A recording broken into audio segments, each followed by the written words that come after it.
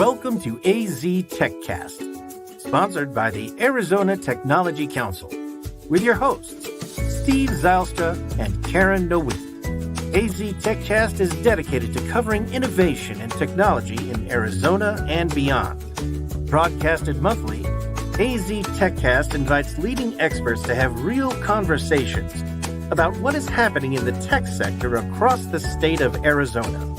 From regional news to innovative startups, companies, and emerging technologies, AZ TechCast covers the critical issues and economic trends propelling the state's growing tech ecosystem.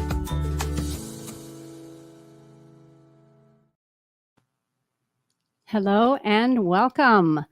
We are looking forward to this conversation today. In this episode of AZ TechCast, we dive into the dynamic intersection of artificial intelligence and marketing as AI continues to evolve.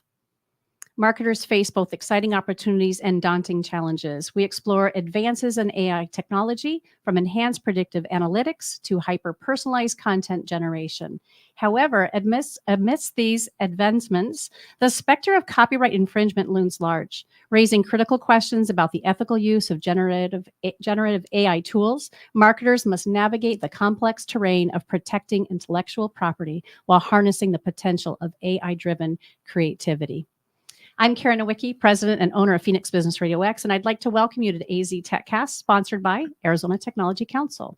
AZ TechCast is dedicated to covering innovation and technology in Arizona and beyond. So please help me in giving a warm welcome to today's featured guest. We have Steven Carradini, Assistant Professor of Technical Communication at Arizona State University. Welcome to the studio. Thank you. Happy to be here. Happy to have you. And we have Renee Yeager also in the studio with us today. She is the CEO and co-founder of Yeager Marketing. Welcome, Renee. Thank you, Karen. Absolutely. And I might as well go right to Steve next, since he's in the studio as well. Steve Szylstra, who is our representation of AZ TechCast and everything as far as Arizona Technology Council goes. Thanks for being here. Absolutely. My partner in crime always when we do these, if Leslie's not standing in for one of us.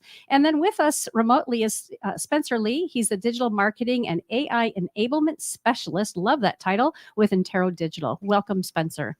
Thank you. Thank you for having us. So thrilled to have each of you.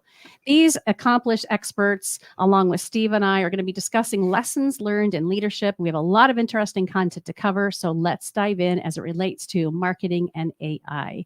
I'd like to start by having each of you share a little bit about yourself and, introduce yourself, the role that you play in your organization, and how that feeds into Arizona's tech ecosystem. Let's see, Renee, would you be willing to start first? Sure, of course. Hi, my name is Renee Yeager. I'm the co-founder and CEO of Yeager Marketing. We are a marketing communications agency that works uniquely with the tech sector. So we work with technology companies from very large enterprise, names that you would know, through to the mid-market, down to startups, supporting them on everything from strategy development, market research, content creation campaigns. I've had this agency with my husband since 2009.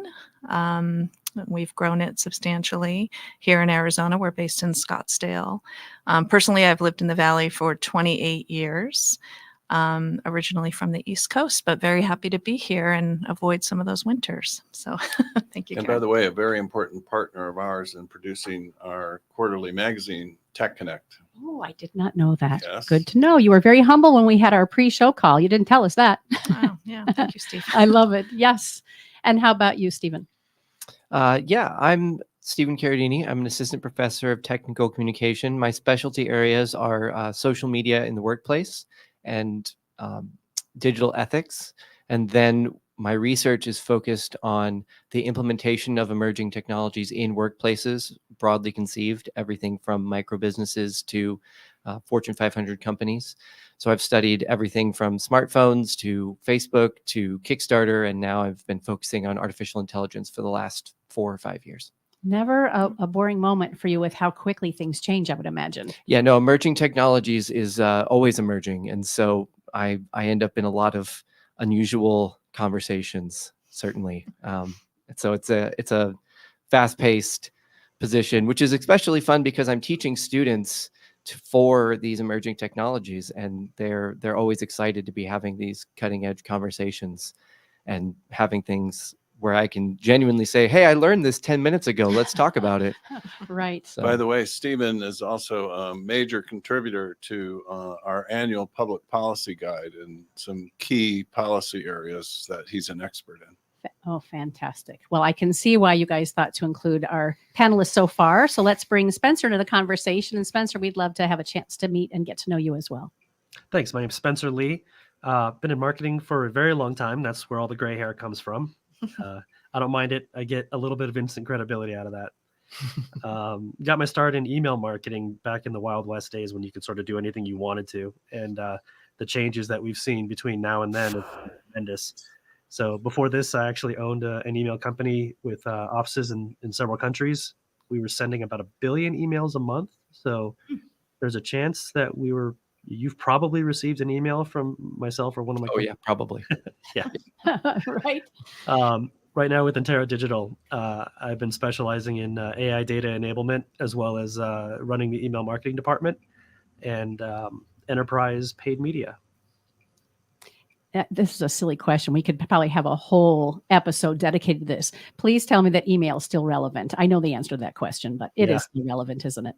More relevant than ever. I gathered as much. Relevant. Yeah. So we'll It's double opt in. You opt in to get it. You opt in to open it. So if they even open it, you're in a very, very good space. Okay. I'm sure I would love for you to bring that into our conversation today, because I'm sure that AI plays a role there as well. Before we jump into today's conversation, though, I would love for Steve, for you to have an opportunity to tell us a little bit about yourself, of course, and then Arizona Technology Council. Well, Steve Szylstra, President CEO there, Arizona Tech Council. I've been doing that job now for 16 years. Prior to that, I ran the Pittsburgh Technology Council for 7. And prior to that, I was in the aerospace and defense industry for 20 years as an engineer and then an executive. Tech Council is a statewide organization, offices in Phoenix and Tucson. We are a tech-based, science-based trade association focused on enterprise, as well as our academic friends and some cities and towns and so on that are all interested in the growth of technology in Arizona. We do public policy advocacy at the state and federal level. We do over 100 events a year. We publish a lot of reports. We do actually 2 podcasts. And we negotiate lower cost products and services on behalf of our members. So pretty traditional trade association business model, but focused on science and technology-based enterprises. I've never thought to ask you this question before, but having been an engineer and then making this transition all those years ago, personality-wise, if I'm even allowed to ask that question, was there a big shift for you? Because you're such a great speaker and really a connector. Every time you're here with us, I feel like I'm the most important person here when it's just you and I know our panelists feel that way when we're in conversation. Was that a big leap for you, or had you throughout your whole career found yourself moving in that direction where you have this beautiful flow about you? Yeah, pretty much since day one. My first job was actually at the Ford Motor Company, and I was in their graduate management training program, which is a 2-year program where you do stints all over the company. And after that, I went into aerospace, and I always sort of moved toward the management roles, the leadership roles, and so on. So, while I have a deep technology background, I sort of bubbled up to the top. Yep. And you're a people person for sure. So, okay. I'm on these little tangents today. I'm not sure why. And I'm attempting, for those of us watching on LinkedIn or eventually on one of our websites, I have been attempting to try to run the production and be on camera too. But I keep going to a different camera and it doesn't have everybody in the screenshot. So if I just land in the conversation and forget to show my smiling face, know that I'm knee deep in the conversation and don't want to be a distraction. So on that note, let's move to our first question. What are some of the biggest changes that you've seen in digital marketing? And now that generative AI has been released into the wild, what's beginning to change and take place now? That's something that we all need to be aware of. Okay, I'll jump in. I think and I guess, Karen, over what time period would be a question, because Maybe the last 2 years. Oh, yeah. Okay. Well, I would say that the increasing amount of data collection that we're gathering has been a factor in terms of our ability as marketers. We want to understand our customers as much as possible, get in their hearts and minds, if you will, and we do that through data collection.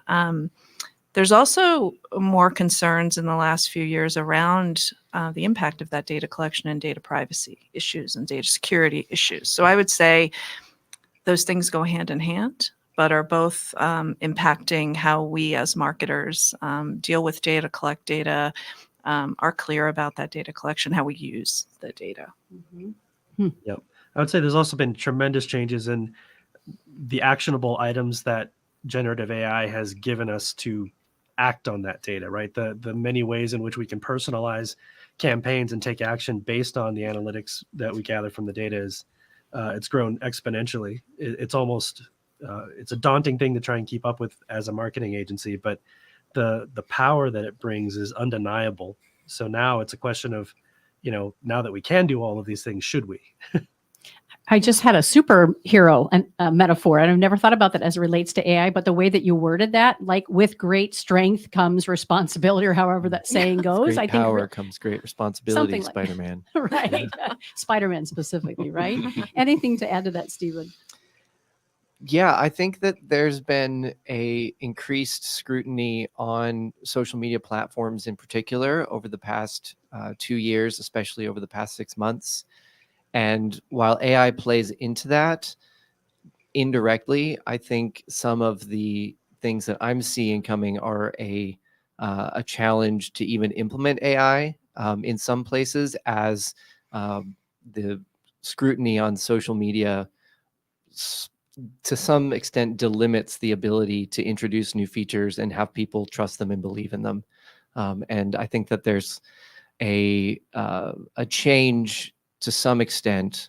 To what extent I don't know yet. There's a change to some extent in how people interact with ads and marketing online as they move from traditionally text and image based platforms like Facebook and Instagram into video based platforms like TikTok and Reels and things like this. It's just different ways of reaching them, but that also produces data, like you were saying, in very different ways. Video has very different data associated with it than the traditional Facebook ad or boosted post. And so I think the rise of video, which intersects to some extent with the way that AI is building, is one of the things I see the most. I'm assuming you've all seen the New York Times lawsuit around copywriting. Generative AI tools are using copyrighted material at training data. It's a big issue for those trying to protect their work, of course. What should marketers be thinking about in relation to protecting their creative work? Yeah, and I think using OpenAI and seeing the power that it has and what it's able to create, always keeping in the back of your mind that this is not your work. We need to leverage these tools to help guide our content creation. But it looks very easy, and that's where these, plagiarism and copyright infringement things come out. People take it and they use it as fact. There's also bigger concerns there where, OpenAI and other tools like that are pulling from the internet. They're pulling from things that exist in public that may or may not be fact. They may be slanted, right? Or have bias attached to them. And those are all considerations, right? So for us, in my world as an agency, we are creating content for clients and very much attuned to the risks there. I mean, it's just original authorship matters, will continue to matter, even though everyone's talking about, well, we can just use AI to create all of our content. I just don't see that as reality because of these issues like this. And Steven, you have this policy spin on the things that you do. This is a really good question for you. Yeah, the development of generative AI went way faster than people were ready to respond with even from the creators themselves with some of the policy considerations that are happening. And even the technical considerations didn't get full thought. So one of the things that I tell my students, I tell people when I'm talking about this, is that anything you put into a chat box, OpenAI, any sort of large language model transformer, that data is going to be kept and used as part of the model going forward. So if you put in your client's content, like you've just released their copyright, because if that data is then regenerated, which we know that it can be reproduced by asking very specific questions, everything that comes out of a transformer, out of a large language model like OpenAI, is not copyrightable. So if you accidentally put in your client's data and then it's reproduced later, you've just released their copyright entirely, and then you can take that and do what you want with it. That is not what you want to happen as an agency, right? You don't want to be the person that accidentally releases a copyright. So it's very challenging to go through some of these tools and use them in a work for hire context, because the content that you'd like to generate off of is really risky. Now, there are ways around this. You can use things like walled gardens, where you have usually an enterprise model. ChatGPT Enterprise does this, where they say, like, we're not going to touch your data. It just stays inside this box, and like you can use OpenAI, but our data won't go in there. We won't go in there. The data won't come out. So there are ways around this that we're starting to develop, and we're starting to experiment with. Arizona State is experimenting with a walled garden with OpenAI. Other industries are doing it as well, other companies and industries. So there are ways around these problems, but essentially the policies didn't exist, really. They still don't exist. And so there's a lot that has to be done to protect yourself. And the baseline is, don't put anything into a chatbot that you're not willing to see come out on the other end for somebody else. Yeah, that really does need to be a series of non-negotiables, I think, within the company. So the way we think about it is there's two ways of approaching this. There's the safeguards that are put into place on the tool side. We have companies like Stability AI, and I believe Anthropic actually has data opt-outs that are available, if you're a content creator or content owner. And then there's as Steve brought up, the walled garden effect, that GPT Enterprise, we've been using that for quite a while now. We're an early adopter. Mm-hmm. But there's also a cultural component within your company that needs to be put into place, which is, and I'm speaking to this from the context of a digital marketing agency, but as an expert marketer, your experience and your knowledge of what a good output is the most important component of what it is that you're presenting to a client. So the quality assurance piece needs to be there, just as the culture of, not exposing proprietary data and not relying solely on the output of the transformer to, pass off as your own client work. Yeah. Mm-hmm. So a lot of what we just discussed are legal implications, right? Copyrights are legal.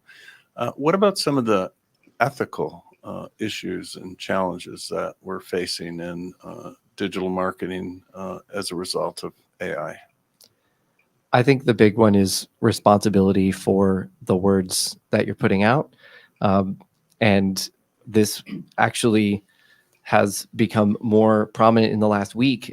Air Canada recently just lost a small claims court battle, but a court battle nonetheless, where Air Canada had gone all in on a chatbot to help with customer service, which is not exactly marketing, but it relates in a way that we're going to get to. And the chatbot gave poor information about a bereavement policy. And when the plaintiff went to do the policy, the company said, no, like, that's not the policy. And he said, well, your bot told me it was. And Air Canada said, well, that's a separate legal entity that we're not responsible for. And he said, well, I think we're going to go to court and find that out. And the judge said, no, that is not a separate legal entity. If you made a bot for Air Canada, then you're responsible for that. And so they lost, and they had to do some financial remuneration, not full remuneration. And they got some hand slapping on, you should have marked that this might give incorrect answers. So don't trust it fully, which diminishes its value as a customer service bot. But so that might be why they didn't put that on there. And then Air Canada shut down the bot. So the value here for marketers is that if you do have something that comes up where your client or your company says, hey, like, this is wrong, and you say, the bot did it, not me, like, you're still going to be responsible for that legally and ethically. Like, you really have to internalize that whatever this tool makes is still not A, your work exactly, because it is generated, like you were saying, but B, you are responsible for that in a way that I think we're often not thinking about as much. That's really fascinating. So how did the bot come up with the wrong information? Do they know? I don't know exactly. I have guesses, but in reading through the very brief claim of and legal document of the small claims court, I wasn't able to say definitively. But I would wager that if they trained it on a database bigger than just the policies of Air Canada itself, it may have found a separate bereavement policy somewhere else, or some words attached to the word bereavement, and put them together, because statistically those were likely, and then there you are. So it's not even that hard to get to that sort of problem if you have a big enough training data set. And so no, I don't know the exact reasons that happened. I'm sure this happened like 5 days ago, so I'm sure we'll find out more and more over the next few weeks, and how unless Air Canada never talks about it again. Which might be if they wiped away the bot, it's a possibility. Yeah, I mean, it was shut down. I don't know if it'll come back up. These things are fluid. But other thoughts on ethical considerations and challenges in the digital marketing world? Yeah, I think that, we need to think about how AI is transforming not only our work processes within us as business owners and agencies, but also how it's changing the consumer, right? The consumer is expecting more and more personalized content. If you look at the stickiness of someplace like Spotify, right? I used to mail for Spotify way, way back in the day. The reason most people don't leave Spotify for other services is because of how good the recommendation algorithms are. It's one of the reasons we're still on Netflix, because it got pretty good at understanding what it is that you'd like to watch. And that type of personalization is just going to become more and more sticky for brands as we move forward, especially over the next year or two. So the consumer is changing. Their expectations are getting higher. And, the ethical commitment to be able to supply accuracy, consistency, and the right type of recommendations in marketing is just going to become more and more onerous over the next couple of years. I would add to that too, that interestingly enough, I don't know that people always understand that the recommendations that are being presented to them are based on their behaviors. Yeah. And I mean, it sounds crazy to say it, but I think it's true. And oh no, it's true. Brands have a responsibility to educate their audiences on the data collection piece. Yeah. This is what we're collecting from you. This is why we're collecting from you. And on the consumer side, they have to make a decision on whether or not they're comfortable with that or not. Mm-hmm. And is there any, is it the wild, wild west when it comes to having to disclose that kind of thing? Or are there some regulations in place right now that say you must state these things? I don't know that I've seen anything like that.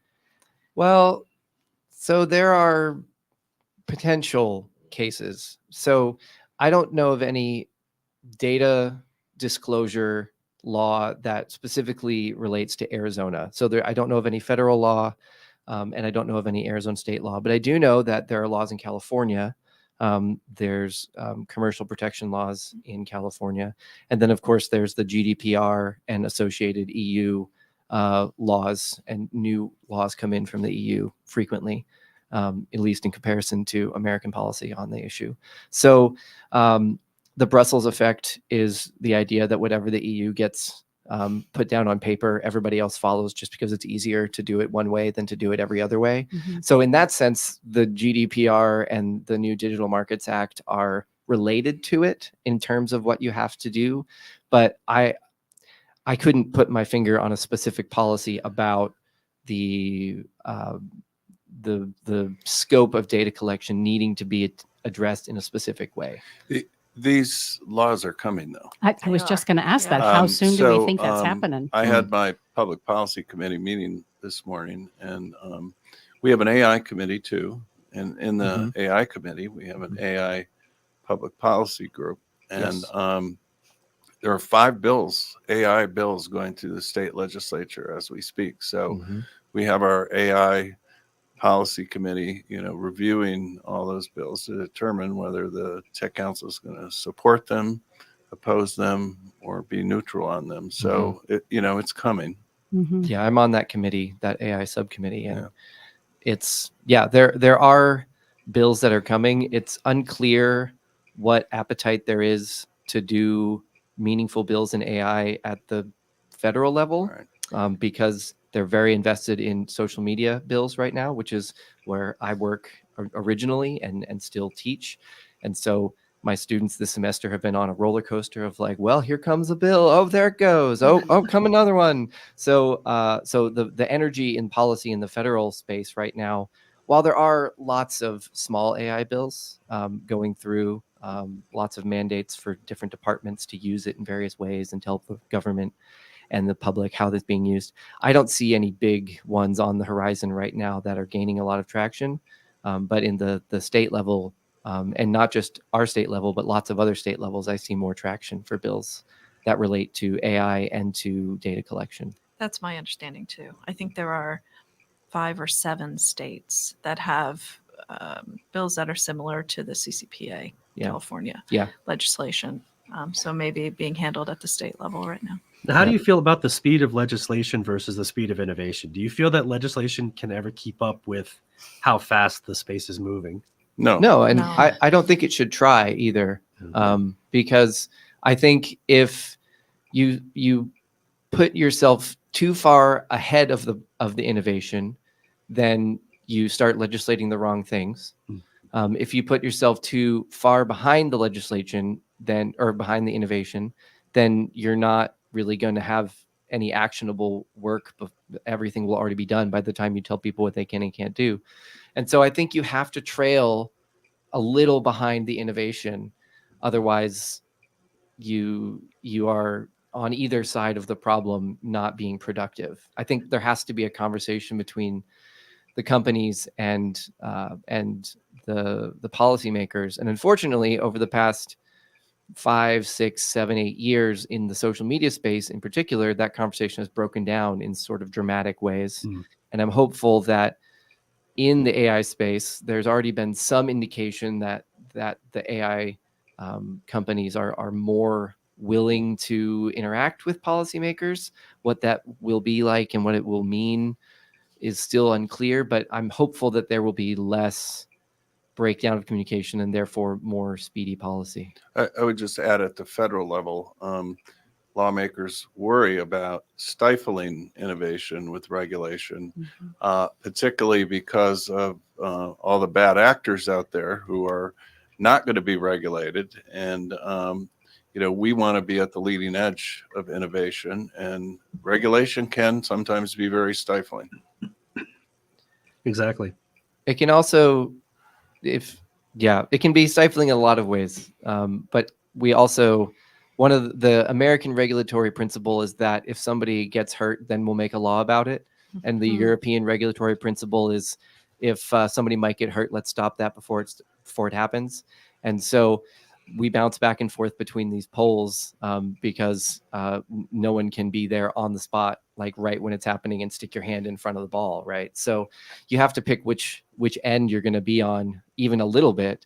And so I think the American concept is primarily wait and see, both at the state and federal levels, whereas the European regulatory principle has been more potentially proactive, and especially on AI, they've been moving much faster than the United States on AI principles for law for the EU. So I think there's one of the problems of innovation and legislation is that balance is always really hard to strike, so that you have a minimum of people get hurt. Like copyright seems like a thing that we should be working on aggressively, so that all of the people, I mean, I think every person in this room probably owns a copyright or 5, right? Yeah. So we should be working on that. But at the same time, like if we had established a copyright law 10 years ago for AI, then none of this would have happened. So it's a balance.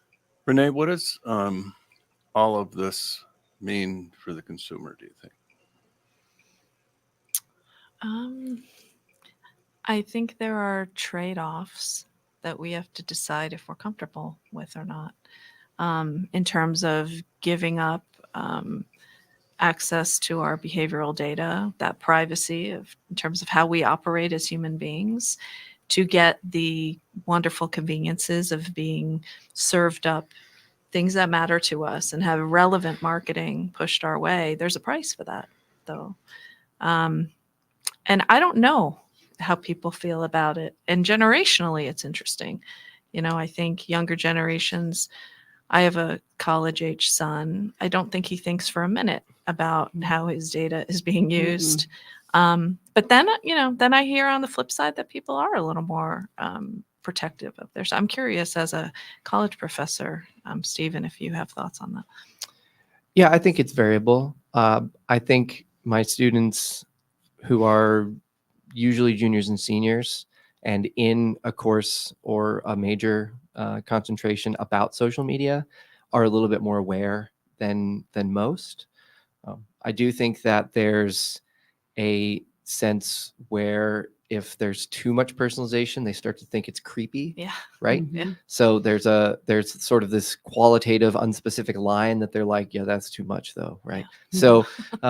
So I think there is a sense in which they have this sort of fish in water sort of sense of how privacy works, but they don't have a sort of explicit principle that's, many of them at least don't have an explicit principle that they're applying to their data until something goes wrong, right? If someone's been bullied or if someone has been in a situation like stalking or something has gone wrong, then people are very aware and people around them are very aware. And so I think there is a general sense more often than especially 10 years ago, but it's not super clear.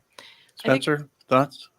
Yeah, so I have a 15-year-old son, and it's really odd because in the last year or so, him and his peer groups have sort of been pulling back from technology a bit. They've been a little bit more aware of how they're being presented with all this information based on their behavior, and I think there's a small amount of rebellion. I don't know how long it's going to last, but it's observable. Hopefully it will last. Before we go on to the next set of questions, I would love for us to take a moment to give a shout out to one of our sponsors, and that's Arizona Commerce Authority. We couldn't do this program without their support. Let's listen for a message from them for just a moment. Our streamlined pro-business approach helps you achieve more by putting less between you and future success. Less red tape, lower taxes, less distance separating you from the tech leaders of tomorrow. This innovative ecosystem will supply your business with tools and resources to compete in the 21st century and beyond. But your future is more than just business success. In Arizona, the lifestyle you want is at your fingertips. Explore cities known for their Southwest heritage and modern vision. Enjoy beautiful scenery and endless outdoor activities on land, water, or snow. And if you're looking for a little friendly competition, we've got plenty of teams to choose from. With constant sunshine, vibrant culture, and natural wonder, Arizona provides a style of living that's entirely unique. People from all over the world call our state home. From student leaders who fill the classrooms of our top-ranked universities, to a skilled and abundant workforce that's ready for what's next. To the neighbors, friends, and peers we interact with daily, Arizonans are united by a pioneering spirit that moves us forward. So as you look to the future, know that it's filled with the perfect balance of innovation and high-quality living that makes life better here.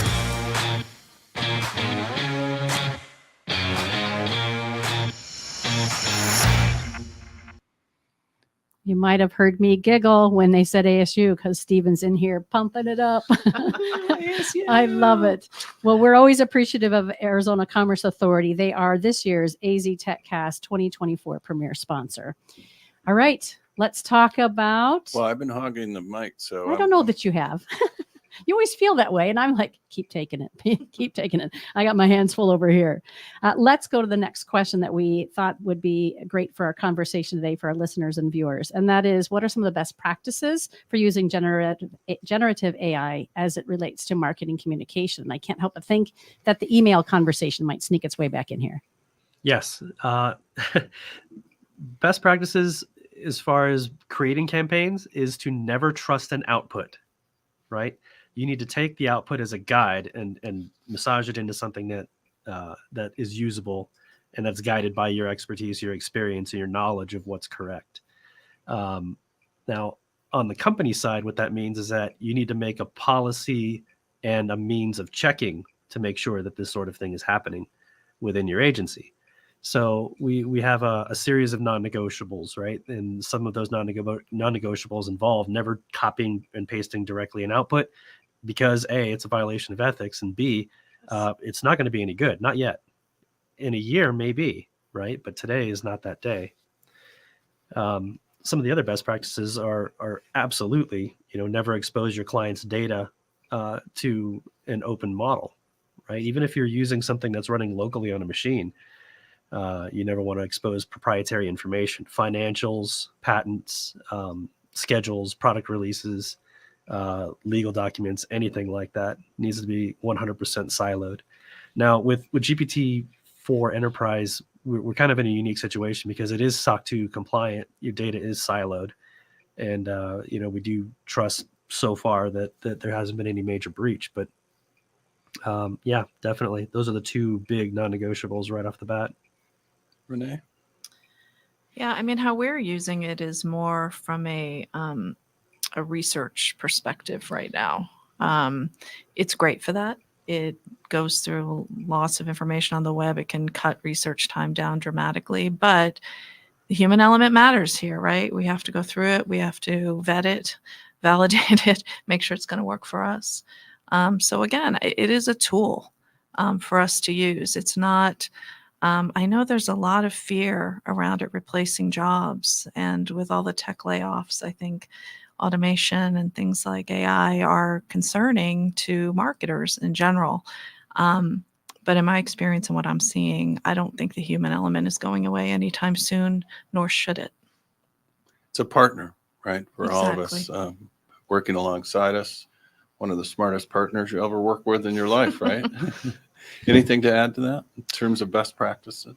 Yeah, I think that wherever you're applying AI, it should be related to what your ongoing best practices are. So if you have practices about micro-targeting and the scale and scope of what you're going to do for ads, this many parameters, not this many parameters, et cetera, then you should make sure that your AI sticks to that too, and not just set your AI on it and go on, because it's easy to have principles that we've built through the actual interaction of doing the marketing, doing the work, doing the client building, and then have a tool that hasn't done any of that. And you just, it's easy to assume that it will do the same things that you would do, but it doesn't do that. And so making sure that it is, like you were saying, Spencer, fitting with company policy and making checklists and finding ways to make sure that it's doing what you think it's doing. I think that's hugely important, because it is very easy to push a button in an email client and think one thing is going to happen, and then it does, and then push a button in a LLM and think one thing is going to happen, and then it doesn't, but you don't know that. Yep. This is a subtly different question. So to me, the benefits I personally get from AI is I do a lot of speeches, I write a lot of articles, and it is so efficient at really, creating the baseline for you, right? That then you can add value to, and pulls all the data for you, which you have to check, and so on and so forth. But what are some of the benefits that marketers derive from using all these AI tools? It solves the blank sheet of paper problem. Yes. Writer's block. Yeah. That's a great way to phrase it. Yeah. And that's really how I use it too. I have too. It's been huge for me in what we do on behalf of our clients here at Business Radio X. That's a perfect way to word it, Spencer, getting rid of that sticking point or that launching off point. Yeah. And starting from that point forward with that responsibility, of course, to make sure that the information that I'm asking it for and that I'm receiving, that I'm taking responsibility for it. Sure. And one of the analogies that we use when we're talking to people about, how to use generative AI in your work is that is it easier to sit down and come up with, 50 different ideas for a campaign, or is it easier to go into a meeting with some of the smartest people and then have everybody throw ideas together, and then you piece together what makes the most sense from all those ideas? What's easiest? Right. Is it to cut down from a large amount of data, or is it to generate, brand new data from scratch? What's going to be the best use of your time, and where are you going to get the best work product? Yeah, I agree 100% with that. The ideation process, it's huge for that time saver, and just the expanded perspective that it brings to even in a small office. It really, to Steve's point, adds that extra person to your team, or team of people to your team. Yeah, it's the smartest, dumbest intern you'll ever have that you don't have to include in the coffee run. Right. Or payroll. Right. Really. Exactly. I mean, not in a heavy way. Yeah, and it doesn't get a vote. Right. How is AI impacting the overall efficiency in the marketing realm, and particularly in digital marketing? Because, it from a process standpoint, really. Now you're talking. Yeah. Mhm. It's the efficiencies that are coming out of the use of AI, not only in data analysis and creating action plans from that data, but also the speed at which content can be created and curated for the number of clients. The amount of labor that we save is almost incalculable at this point, right? When we first started tallying it up, I think the rough estimate was that since just of January of last year, we saved somewhere around $500,000 in labor. And I have a feeling that number is actually a lot smaller, right? That's a very conservative estimate. But the number of clients that an agency can actively handle at a time increases greatly if you're doing this correctly. The work output gets better. Your employee stress goes down. And the clients are overall happier, right? That's the kind of the dream formula. And that's if you're using AI to remove from the day-to-day life that you lead at your company, the menial, the repetitive, the things that you don't like to do, then you get to focus more on the parts of the job you do like, which is, for some people it's the creative bits, for some people it is the data analysis. But the ability to gather that data, report on the data, act on the data, and spend more time doing the things that marketing experts are paid to do, it's a winning formula all the way around. This technology was made for our industry. Yeah. Steven, anything to add to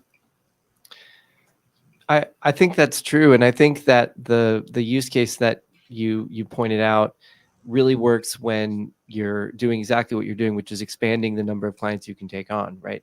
So if you have that's a direct value add, right? Like we have the same amount of people, but we can do more work, and we can do it in a more sustainable and healthy way. It's like the ideal format for any implementing technology is that the employees see the benefit, the managers see the benefit, and the client or the output sees the benefit. So if everybody sees this is working for us in a virtuous triangle, then that's where the ideal implementation strategy lives. And so I think that that's great. Yeah, that's awesome. Yeah. From a business owner perspective and even an agency perspective, what are the biggest advantages when you look at it maybe selfishly from that place? Is it the same conversation? Yeah, I mean, for me anyway, I think the ability to automate jobs that can move talent into more challenging, opportunistic roles is really interesting. Mm-hmm.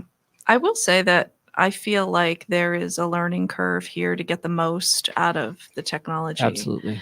And, it isn't, and, always, I think in many ways it is an easy button, but it isn't always an easy button. Mhm. Knowing those right prompts to ask, knowing how to go about asking the right questions to get the right input, and then being able to, ideate through that is a skill.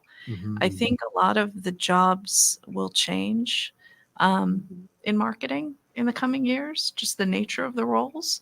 But they may end up being more strategic, higher level roles, because we're going to be able to automate a lot of this lower level activity that we've been spending a lot of time on.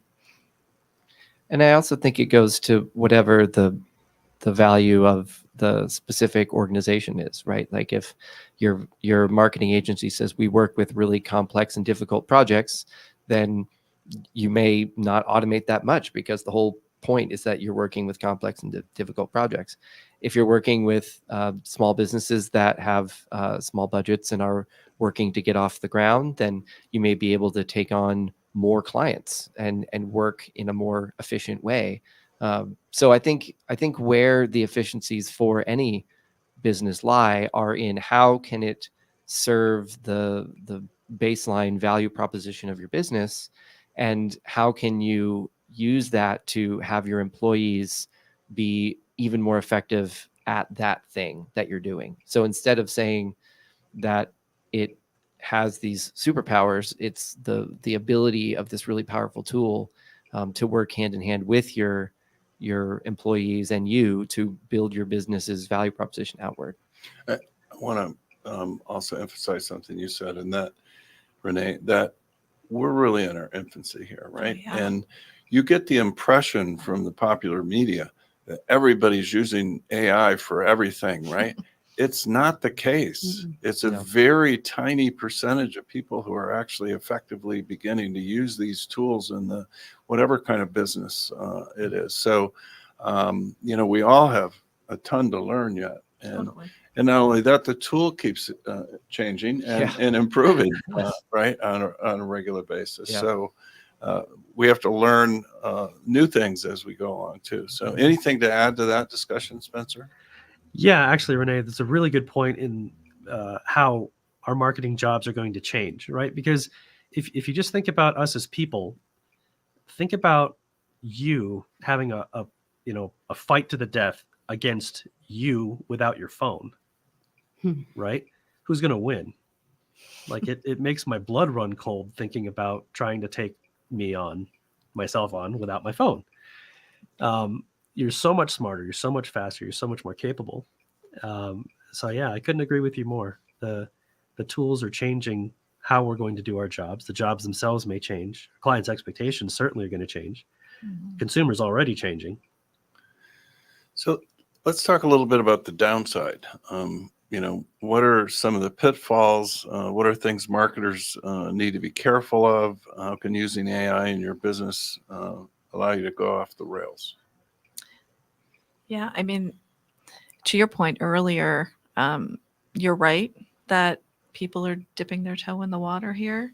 And I think part of the reason for that was because the tools were not readily available or cost effective for everyone to be able to leverage them. But now there are more tools and it's becoming more accessible and more integrated.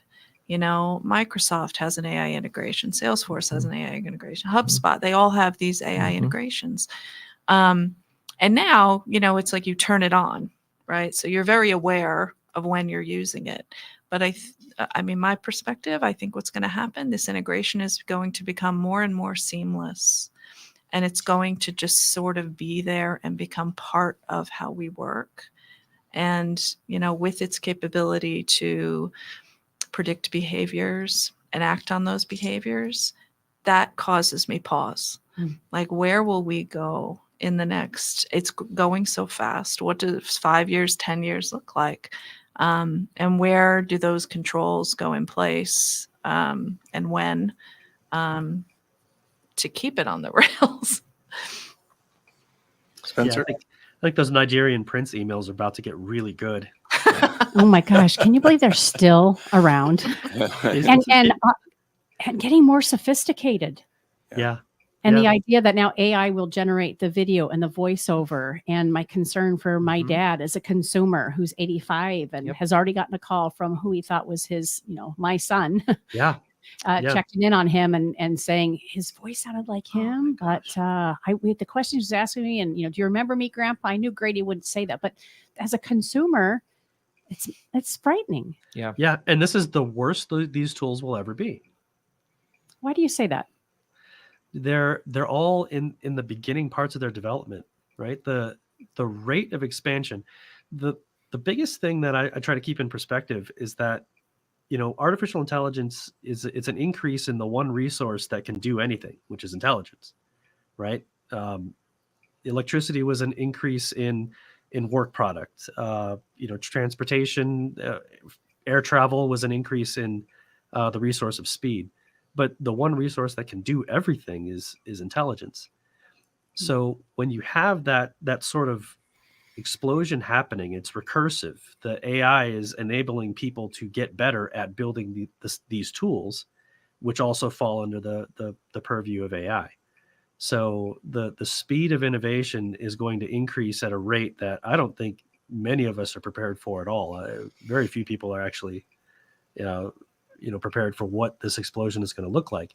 So all of the tools that we have, as far as text to video, text to image, all of the multimodal models that are out right now, they're at the lowest state they're going to be in the course of the next 4 or 5 years. As long as the lights stay on, their innovation is going to continue to happen.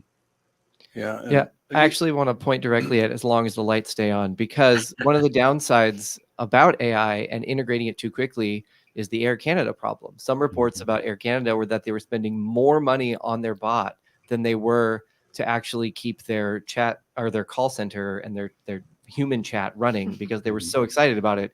And then it got them in trouble.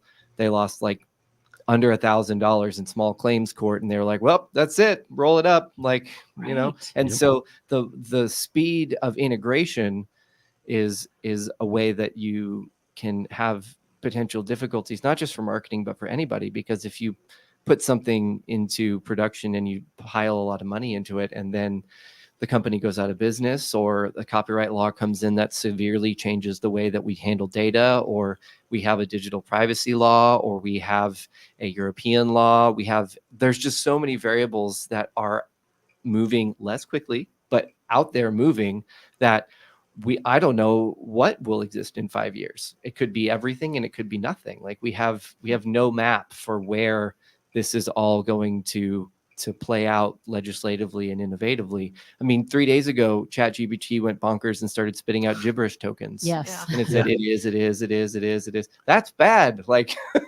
and like part of that is because I think that they're working on the very edge of everything. And so when they make any changes, they might break it. Right. So, And if there's we just a become lot. too dependent on it and it's not functioning, right? Yeah. Then what? Well, Yeah. And, big tech is still struggling in a lot of areas, right? Google's image creating AI tool has got some major issues Yeah. going on with it right now. So. Yeah, I mean, but again, it's because they're working at the very, very edge. And like we used to do this research like in labs behind doors, and now we're doing all of the research automatically in public all the time. It's like the worst research project I'd ever want to be on. So I think the speed of integration, it's good to experiment with the tools, use walled gardens, figure out ways that your product and company and service can innovate. But yeah, you've always got to keep your eye on where the tools might go and what would happen if they just suddenly disappeared. Yep. Do we have a little more time? We do. Oh, thank you. So, so one question is, and we talked a little bit about this, is you talked about personalization, and in some cases, your 15-year-old thought it was going a little bit overboard. But what are some of the cool things that businesses can do to leverage AI to adapt and personalize marketing strategies? Yeah, I mean, there's so many things that you can do, right? One thing that's interesting, and it's not really a new technology, but really enabling the in the B2B world, we call them buyers, but consumers, to choose the frequency in which they wish to be communicated with. that puts control in their hands. It also gives us as marketers information on their preferences and what we may put in front of them. But that's a way to give good control on both sides, right? But there's all sorts of really fun, crazy things that are happening with personalization. It used to be just putting their name in an email that was personalized. Now it's down to the amount of content they get, the type of content they get, the messages in the content that they're getting. So it's really, and AI is going to play a critical role in being able to create that content quickly and efficiently. Spencer, what about from your perspective? I agree. And I'm speaking this primarily from an email perspective, but being able to understand more deeply the consumer's consumption cycle. Let's say if you're dealing with a large e-commerce retailer, then being able to provide real relevant product support based on their buying habits is super important, and being able to more accurately segment the data based on their behavior. Like we recently were able to draw some conclusions for a large client of ours that a completely unrelated, an apparently unrelated segment of data turned out to be one of their highest converting audiences. There was people who are interested in computer hardware, which has nothing to do with our product, turned out to be one of the highest converting audiences. We never would have known that without running analysis. Yeah. So one more question. Yes, of course. So this is the inevitable crystal ball question, right? If you're looking 3 to 5 years into the future, how do you see AI will have transformed digital marketing? Let's start with you, Spencer.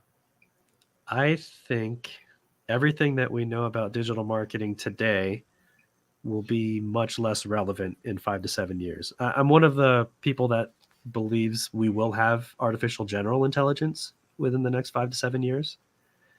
And if that's the case, all bets are off. Everything changes. The way we think about work, the way we think about money, the way we think about governments, everything will have to change based on the fact that there is this super intelligence now on the earth. So, and if we simultaneously perfect quantum computing, then all bets are off. Yeah. Steven, is that what you were alluding to a few moments ago?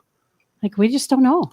Well, I mean, we don't know. Yeah. I mean, there's a wide array of futures that are possible at this particular moment, especially because, as I mentioned, we're doing the research right now in real time, right? Like OpenAI has said we're not making GPT-5 right now because we think that the era of large language models getting bigger and bigger is over. And that was in April of 2023. So like even OpenAI doesn't know what is coming next, like, because they are just tweaking GPT-4 right now, and they're probably working on other things, but they're not telling us about them because they're totally experimental. Yeah, so, well, they've had Sora since March of last year. They just felt that the world wasn't ready for it to be released. Yeah, I mean, so they're just working on things, and there's just so much unknown because everything is being played out in real time. I think in 5 to 7 years, we will have some legislation that is pointing towards privacy. I don't know if we'll have a comprehensive privacy federal law. I think there are many people that would like that, and I think there are many people that won't, which is sort of the reason that it's still unclear who wins that. But I think that there will be some privacy and data rules. I think there will be some light guardrails for AI. I don't think the American government is particularly interested in heavy guardrails, although there's been a lot of layout of principles and policies and voluntary opt-ins and things like this. But so I think there will be some light rules for AI. And what that means for digital marketing is that there will be more guardrails, and you'll have to work within those guardrails. Whatever those guardrails are, we'll be adapting to say, well, we used to do that in 2024, but we're not allowed anymore. But now we can do this over here in 2029. So we're going to do this. So I think it's going to be a bit of a whack-a-mole over the next 5 years of, well, we did this and now we can't, but now we can do this other thing. So, Renee, sorry, go ahead. I was just going to say that I think we could have had privacy laws over the last couple of years at the federal level, except for one senator from Washington who chairs the right committee who's prevented it from happening. So as you saw what happened with all of the military, being stopped from getting their rank Promotions. changed, Yeah, the ranks. right? Right. One Right. senator can, from or Alabama. one legislator can do that. So I have one question for you. ASU is the first university in the United States to have a collaborative relationship That's with right. OpenAI. Are you Hmm. engaged in that? And is that an exciting opportunity? It is. So it's a very exciting opportunity. We are doing a walled garden where we have our own ecosystem and we're using tools and pieces. I'm actually not a direct part of that project because the project that I was working on was already running before the project happened. And so we've been building a chatbot for the state of Arizona around water issues that we'll be releasing to the public. And hopefully helping build capacity for public communication through the state of Arizona about these pressing issues. And so we've been working on that since August and working with ChatGPT API access and doing that sort of thing. So I'm definitely invested as part of the ASU OpenAI ecosystem, even though I'm not in that specific project. Very cool. Yeah.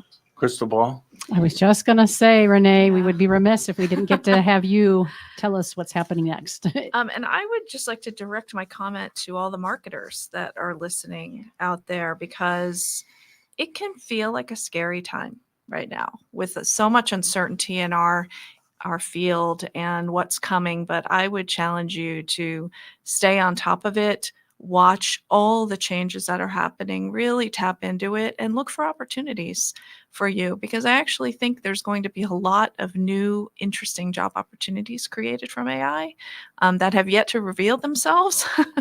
And it's yours for the taking. So that would be my advice. And if you're listening today, you're on your way. That's right. Yes. Brownie points for you. You're ahead of the game. Well, thank you, each of you, for being with us today. Again, it's another fascinating conversation and an important one for all of our viewers and our listeners. We also want to thank the Arizona Commerce Authority, who is our AZ TechCast sponsor. And they are also the state's leading economic development organization with a streamlined mission to grow and strengthen Arizona's economy.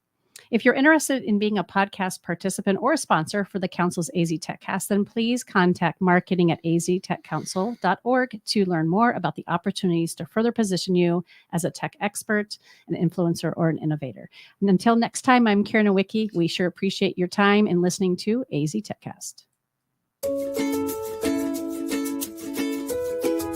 Thank you for joining us for this episode of AZ TechCast with Arizona Technology Council, featuring leading tech and business experts that help influence and shape our great state and the industries they serve.